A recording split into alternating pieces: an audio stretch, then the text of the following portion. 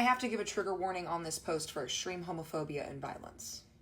Stephen Falco, a pastor at Foundation Baptist Church in Indianapolis, said in a men's preaching night that, why do I hate sodomates? Why do I hate, use it as a slur, because they attack children, they're coming after your children, they're attacking them in public schools today, and not only schools and public places, and they're proud of it. He went further saying, as for those who identify as LGBTQ+, he said, I think they should be put to death. You know what? I'll go further. I think they should be beaten in public first for all their sick and demented just slur and the things they're doing in our schools, to our government, to our institutions, to our churches. These people should be beaten and stomped in the mud, and when they should take a pew-pew and blow the back of their heads off.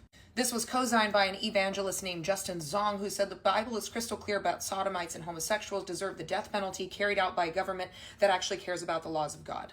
If we have learned anything in the last few months, it is that Christian nationalism in America is a hateful, violent-fueled cult. There's no other word for it. You are not a believer. You are not a good person. You are certainly not going to heaven if you think that people should be executed. And why do they fixate so much on homosexuality when the Bible talks about adultery, and adultery also carries the death sentence? Well, because they want to attack the sins that they are presumably not committing. It was not the DNC that crashed Grindr. So what they have to do is they have to pick something they can fixate on and say, well, we're going to take this literally, but not this, because the Bible talks about adultery carries the death penalty. If you have sex with your woman while she's on her period, you should both be banished. It says don't lie, don't steal, don't mate different kinds of animals, don't plant your fields with different kinds of seeds. It also says in Exodus 19 verse 33, when an alien lives with you in your land, do not mistreat him. The alien living with you must be treated as one of your native horde. Love him as you love yourself, for you were aliens in Egypt. I am the Lord your God. This is not about the literalism here, which we shouldn't be doing anyway. This is an ancient text written for an ancient people. America did not exist, and it was an ancient culture that most of us have evolved past. We don't believe that women are property anymore.